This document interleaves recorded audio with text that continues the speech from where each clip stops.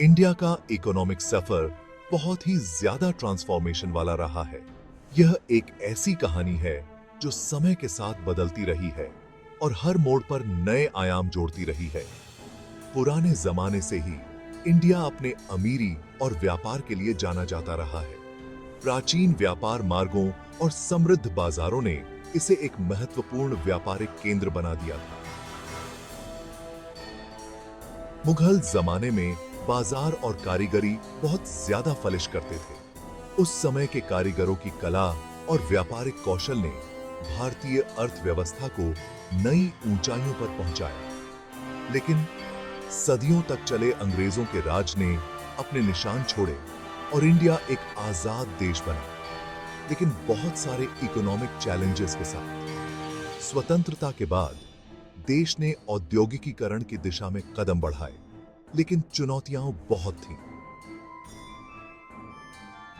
आज इंडिया एक global economic power house है जो अपनी मजबूती और इकोनॉमिक रिफॉर्म की ताकत को दिखाता है। यह देश अब विश्व के सबसे तेजी से बढ़ते हुए अर्थव्यवस्थाओं में से एक है। यह वीडियो इंडिया के इकोनॉमिक सफर को एक्सप्लोर करता है, 1991 के रिफॉर्म्स और नेशन की ग्रोथ और डेवलपमेंट पे उनके इम्पैक्ट को हाईलाइट करता है। 1919 में निकाले के आर्थिक सुधारों ने भारतीय अर्थव्यवस्था को एक नई दिशा दी। हम उनकी सेक्टर्स को देखेंगे जिन्होंने इंडिया की ग्रोथ को आगे बढ़ाया है, जैसे कि बढ़ती हुई आईटी और सर्विसेज इंडस्ट्रीज। आईटी सेक्टर ने न केवल रोजगार के अवसर बढ़ाए हैं, बल्कि वैश्विक स्तर पर भारत की पहचान भी बनाई है। इसके अलावा हम उन पॉजिटिव सोशल और इंफ्रास्ट्रक्चरल बदलावों को भी देखेंगे जो इकोनॉमिक प्रोग्रेस की वजह से आए हैं। नए इंफ्रास्ट्रक्चर प्रोजेक्ट्स और ग्रामीण क्षेत्रों में सुधार ने देश की प्रगति को और भी मजबूत किया है। हालांकि चैलेंजेस अभी भी हैं और हम इनकम इनइक्वालिटी और बेरोजगारी जैसे मुद्दों पर भी बात करेंगे।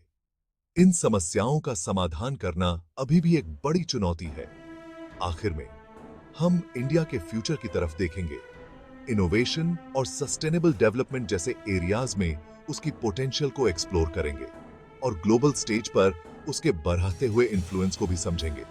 भारत का भविष्य उज्जवल है और इसके नवाचार और स्थायी विकास के प्रयास इसे और भी मजबूत बनाएंगे। आजादी के बाद इंडिया ने सोशलिस्ट मॉडल अपनाया, जिसमें सरकार की भूमिका बहुत महत्वपूर्ण थी। इस मॉडल में सेल्फ रिलायंस और सरकार द्वारा कंट्रोल की गई इंडस्ट्रीज पर जोर दिया गया। सरकार ने कई बढ़ते उद्योगों को अपने नियंत्रण में लिया। हालांकि इस अप्रोच के अपने फायदे थे, लेकिन इसकी वजह से ग्रोथ स्लो रही और बहुत सारी ब्यूरोक्रेटिक हर्डल्स भी आईं। सरकारी दफ्तरों में फाइलों का अंबार लग गया और काम की गति धीमी हो गई। 1980s तक आते आते इंडिया को बहुत बड़े इकोनॉमिक क्राइसिस का सामना करना पड़ा, जिससे देश की आर्थिक स्थिति और भी खराब हो गई, जो हाई इन्फ्लेशन, कम फॉरेन एक्सचेंज रिजर्व और बढ़ते हुए फिस्कल डेफिसिट से दिखाई दे रहा था। महंगाई आसमान छूने लगी और विदेशी मुद्रा भंडार लगभग खाली हो गए। देश अपने इंटरनेशनल लोन चुकाने की हालत में नहीं था। अंतर्राष्ट्रीय कर्जों का बोझ बढ़ता जा रहा था। इस पीरियड ने इकोनॉमिक डायरेक्शन में बदलाव की जरूरत को साफ दिखा दिया। सरकार को अपनी नीतियों पर पुनर्विचार करना पड़ा। Prime minister P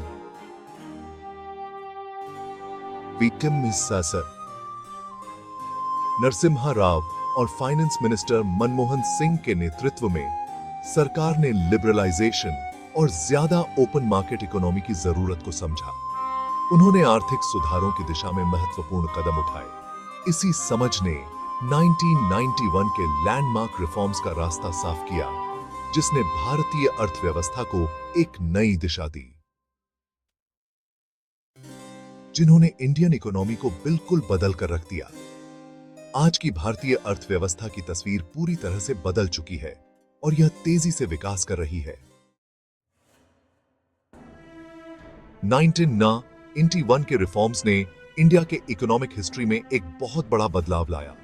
in reforms का मकसद था लाइसेंस राज को खत्म करना, जो परमिट और रेगुलेशंस का एक बहुत ही कॉम्प्लेक्स सिस्टम था और प्राइवेट एंटरप्राइज को बढ़ाने से रोकता था। की मेजर्स में रुपये की कीमत कम करना, फॉरेन इन्वेस्टमेंट पॉलिसीज को लिबरलाइज करना और सरकारी कंपनियों को प्राइवेट करना शामिल था। इन रिफॉर्म्स का बहुत बड़ा इंपैक्ट पड़ा। उन्होंने एंटरप्रेन्योरशिप और कंपटीशन की एक नई लहर ला दी, फॉरेन इन्वेस्टमेंट को आकर्षित किया और एक्सपोर्ट्स को बढ़ावा दिया। इकोनॉमी तेजी से बढ़ने लगी और इंडिया ने इकोनॉमिक लिबरलाइजेशन का रास्ता अपनाया, जो आज तक जारी है। 1991 के रिफॉर्म्स के बाद इंडिया ने लगातार इकोनॉमिक ग्रोथ देखी। सर्विसेज सेक्टर, खासकर आईईटी और सॉफ्टवेयर सर्विसेज, इस ग्रोथ का सबसे बड़ा कारण बनकर उभरा। इन्फोसिस और टाटा कंसल्टेंसी सर्विसेज जैसी कंपनियां ग्लोबल जायंट बन गए, जिन्होंने इंडिया के टैलेंट पूल और नॉलेज इकोनॉमी में कंपेटिटिव एडवांटेज को दुनिया के सामने रखा। ग्रोथ की कहानी सिर्फ आईआईटी तक सीमित नहीं है।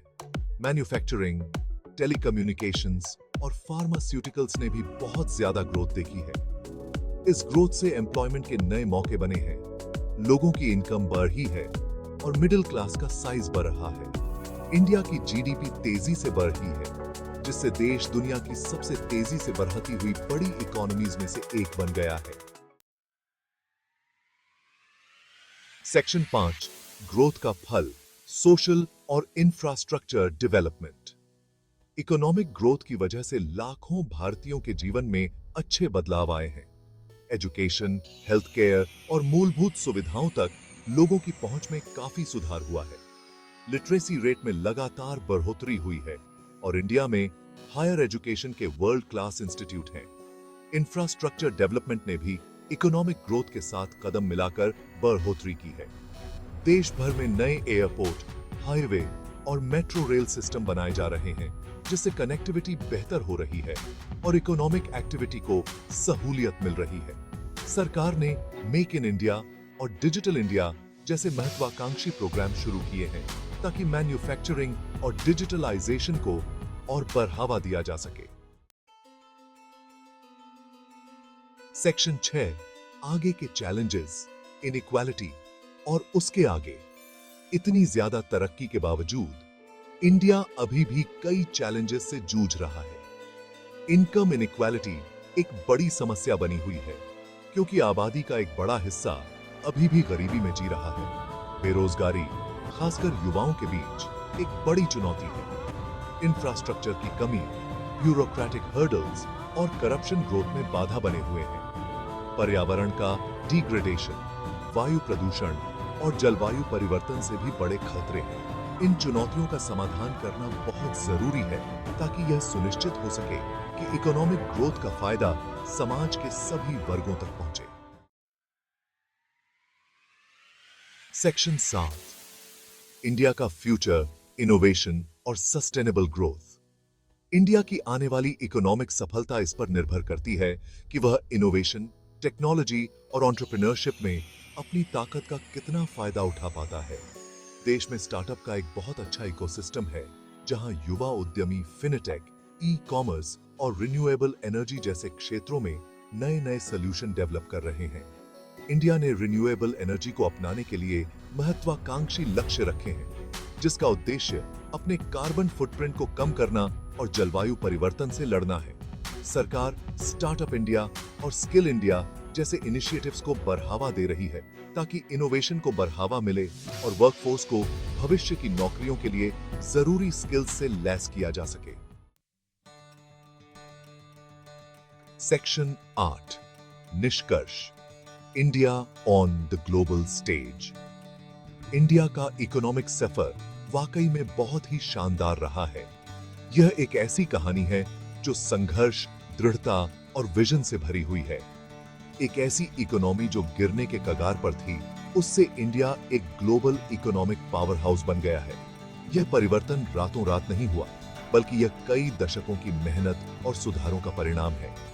1991 के रिफॉर्म्स ने इस ट्रांसफॉर्मेशन में बहुत महत्वपूर्ण भूमिका निभाई, जिसने इंडियन इकोनॉमी को एक नई दिशा दी और उसे वैश्विक मंच पर स्थापित किया। इन्होंने इंडियन इकोनॉमी की क्षमता को उजागर किया और उसे लगातार ग्रोथ के रास्ते पर डाला। आज भारत की इंडस्ट्रीज और टेक्नोलॉजी पार्क्स विश्व स्तरीय हैं। हालांकि अभी भी कई चुनौतियां हैं, जैसे कि ग्रामीण और शहरी क्षेत्रों के बीच की असमानता, लेकिन इन पर भी तेजी से काम हो रहा है। लेकिन इंडिया का भविष्य उज्जवल दिखता है। नई पीढ़ी के प्रोफेशनल्स और एंटरप्रेन्योर्स इस बदलाव के प्रमुख चालक हैं। अपनी युवा आबादी, एंटरप्रेन्योरियल स्पिरिट और इनोवेशन के प्रति अपनी प्रतिबद्धता के साथ भारत एक नई ऊंचाइयों को छूने के लिए तैयार है। और इनोवेशन के प्रति अपनी प्रतिबद्धता के साथ भारत ने टेक्नोलॉजी और इनोवेशन के क्षेत्र में भी महत्वपूर्ण प्रगति की है। इंडिया ग्लोबल इकोनॉमिक लैंडस्केप को आकार देने में एक महत्वपूर्ण भूमिका निभाने के लिए तैयार है। अंतर्राष्ट्रीय मंचों पर भारत की भागीदारी लगातार बढ़ रही है। जैसे जैसे इंडिया ग्रोथ और डेवलपमेंट की अपनी यात्रा को आगे बढ़ा रहा है, उसकी इंफ्रास्ट्रक्चर और ट्रांसपोर्टेशन में भी बड़े बदलाव देखने को मिल रहे हैं। यह बाकी डेवलपिंग नेशंस के लिए एक मॉडल के रूप में उभर सकता है, जो इकोनॉमिक लिबरलाइजेशन और समावेशी ग्रोथ की ट्रांसफॉर्मेटिव पावर को प्रदर्शित करता है।